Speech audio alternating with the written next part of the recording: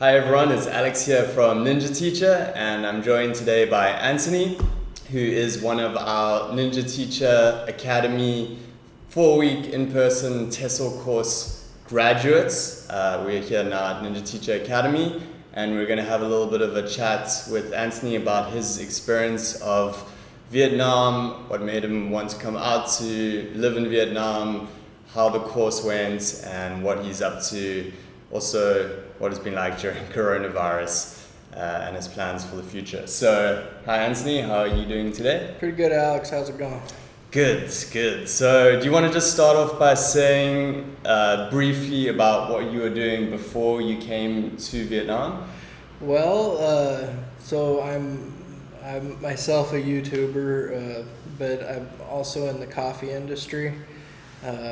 So I had been working with Vietnamese coffee and roasting it and selling it back in the States, and I just decided that I would much rather be here in Vietnam than back in the States, and I'd probably be able to deal with the coffee industry more over here.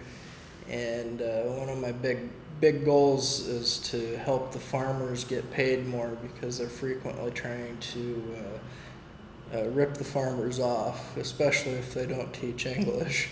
And not teach English, but especially if they don't speak English. Right. You visited before you moved out here, right? Yeah, so I went to the Evergreen State College in Olympia, Washington, and my second quarter there, my class actually ended up coming to Vietnam and China. We spent a week up in Hanoi and 2 weeks up in China. And when I was in Hanoi, somebody put some Kopi Luwak in front of my face, and I tried it and I fell in love. And I started researching it and found out how horribly the animals that they use to create Kopi Luwak get treated by the farmers. And I was like, oh, I've got to do something about that. That's the weasel poop coffee. Yes, right? the weasel poop coffee. Definitely try it, even if it freaks you out. Right. You told me previously it's something about how the digestive enzymes get rid of the bitterness. Yeah, or something like that. Yeah, it gets rid of the bitterness. Because the bitterness, it's a protein inside of the bean, and the enzyme breaks that protein down. So. Interesting. Yeah. So you mentioned you came out to Vietnam because you liked the idea of living here and being connected with the industry here. And how did you come across the idea of teaching English, and where did that fit into your plan of moving to Vietnam? Well, so I'm always kind of keeping an open mind to new ideas and things like that as they come around. And I was watching a lot of YouTube about traveling around Southeast Asia, and of course your channel came up, and I started watching all of your videos and everything like that, and I was like, you know what, that sounds like a pretty good idea. And then I was like, that'll give me a reason to be in Vietnam and have a visa, and I'd be able to go off and make videos and go to coffee farms and stuff like that while I'm there. And then I just said, you know what, let's do this. And then I contacted you, and then Miranda got a hold of me, and then about a year later I was here. So it took you a little while to set a date and come out here, and we offer that 4-week training course here. And why did you decide to go for that as opposed to doing it on your own or some other options? So when I saw your videos, it got the wheels turning, and then I started investigating the whole situation, doing my research, and from what I started realizing, like the classes that you see online, for the most part, they don't hold anywhere near as much weight. And I started noticing the like a lot of the businesses and everything, like Ninja Teacher, especially here, and so if you get that certification, you know, you're way more likely to get a job over here. And also, I mean, being in the coffee industry, I'd be able to pick up and go to pretty much any country around the world, and everybody's going to be like, oh, well, that's a pretty good certification to have. Right. So yeah, the in-person training is a great option, and schools really see the value in that. And so your plan then would be teaching English would be a way to support yourself while you also pursue your hobbies and or potential business projects or whatnot on the side. That's pretty cool, and that was the plan, right? Yeah. Okay, nice. So just with regards to our course, how did you find the actual training? Because how did you feel before about the idea of teaching, and then how did you feel as you're going through the course and afterwards? Well, definitely when I was before, you know, I had a little bit of anxiety, but like it's not something that I usually have, you know, but like you walk into something that you're unfamiliar with, you're going to have a little bit of that. But for the most part, I was really positive about the idea, and I was excited about it. And then when I got here, you know, the class is a lot of fun. It's a really fun class. I was excited to be there every day, and Claire and Stephanie and they're all amazing teachers, and yeah, it was a really good time. Good stuff. And did you get along with all your classmates? Was it nice to be able to meet some people when you arrived here? Yeah, it's definitely it was nice having people to kind of pick you up when you get down, and definitely during the time that I was going through the class, there was a roller coaster ride, and I think it's a roller coaster ride that most people aren't going to have to go through. So, all right. Yeah, so I'm sure you can imagine with the timing, that was right before everything started to shut down due to the coronavirus. So your course was thrown off a little bit. So now that you finished up, and then you were basically in quarantine, self-isolation for at least a few weeks here, right? So I imagine you didn't really do all that much during that time. Yeah, during that time, I mostly just stayed in my apartment, and like I only left like 2 or 3 times, and that was to go get money to pay for rent. And yeah. But yeah, other than that, I just stayed in my apartment, and it was really crazy because getting towards the end of the class, like the government ended up canceling my Airbnb reservation. Like they were trying to put me in quarantine, but I had been here 2 days earlier than the cutoff for that, so I really lucked out. But they still canceled my booking, so then I was homeless for a day. Right. And but then the landlord from the Airbnb helped me get into another place, and that place didn't have windows. So the first half of the lockdown, I was in an apartment. It was a nice apartment, but it didn't have any windows, so I was like starting to lose it a bit. And then right. Finally, I asked the new landlord. I said, "Do you have anything with any windows? I can't live like this." And then they moved me up to the top floor, and then I got the entire top floor of the building. So. Oh, cool, nice. Yeah, I think it's been a crazy time for everyone here, but during the coronavirus lockdown. But if you guys have been watching the videos recently, things are lifting now in terms of the social distancing, and now Vietnam doesn't require you to stay in, and non-essential businesses are reopening, and there's schools are actually going back now. So since that's happened, have you started to get back to normality here? Have you done anything interesting in that time? Yeah, I've been out. I've gone to quite a few coffee shops. I've filmed some videos.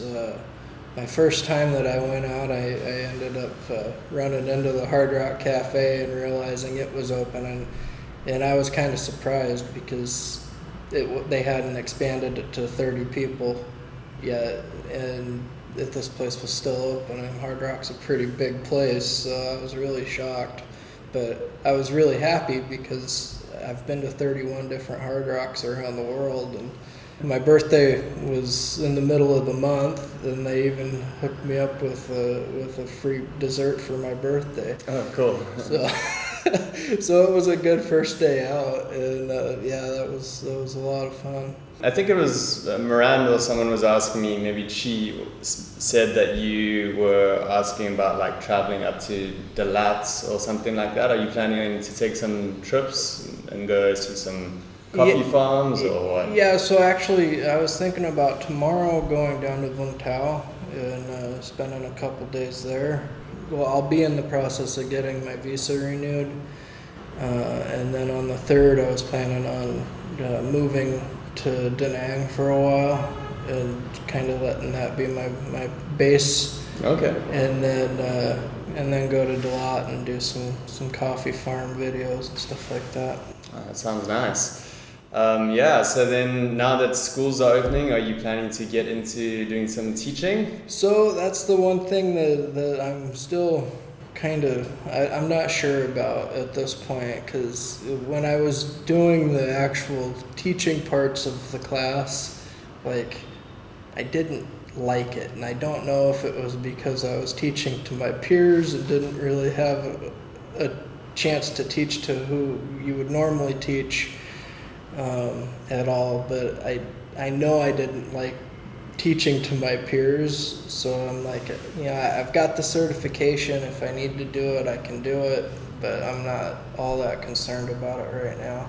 I'm definitely glad I've got that little wild card in my wallet. So that was one of the things in the course, is like you didn't get the normal experience with all the Vietnamese students because the schools have started to close already. It's one of the interesting things that we see, like statistically over time. You can kind of see patterns of, say out of 100 people who come out to Vietnam and they start teaching through us, you'll get a certain percentage who, really actually decide that they like the teaching.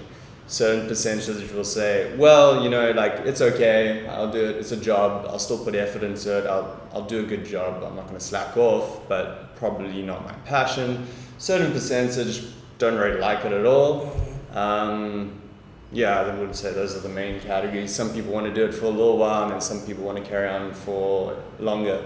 So, I wouldn't, I'm perfectly happy to have you say that and still put this out here, because I'm not trying to convince everyone that teaching is for everyone. Well, yeah, and I think that's important for people to know too. But like, as I was going through the class, and I started to realize that, it was nothing about the class. The class is amazing. I'm so happy I went through the class.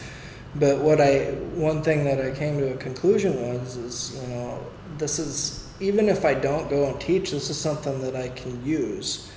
And like, one of the things that I was thinking about, like, I'm in the coffee industry, I want to help these farmers out, and one of the biggest problems is that most coffee farmers you run into don't speak English. And of course, most of the training you get for teaching English, it's for kids and stuff like that. And but you could take it and you could form a business to help these coffee farmers learn to speak English.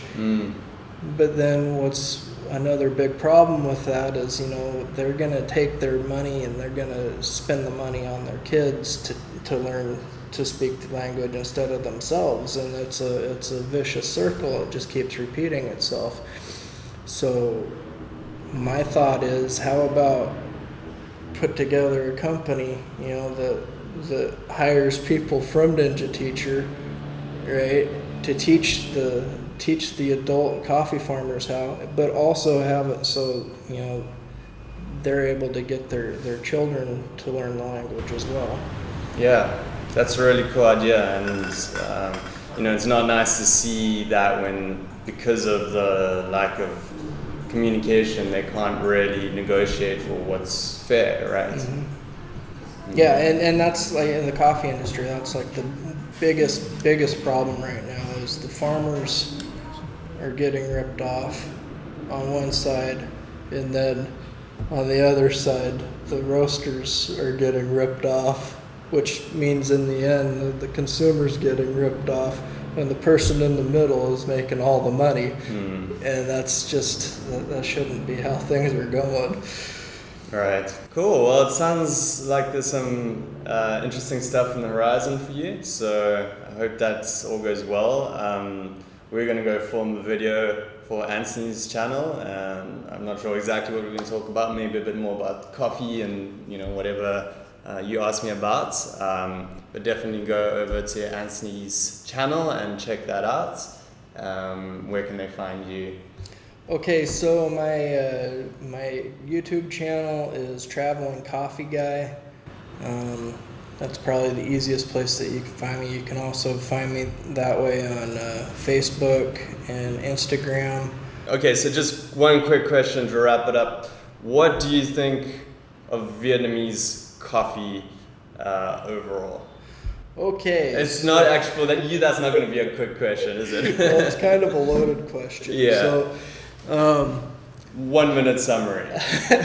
most of the coffee here in Vietnam is Robusta, and it is a very, very robust flavor. It's very strong. It's got really high caffeine content, but it's really bitter. And so here they put a lot of sugar and sweetened condensed milk into it to counteract that. However, in Dalat they grow Arabica, and the Arabica that comes out of Vietnam is some of the best coffee in the world. Awesome.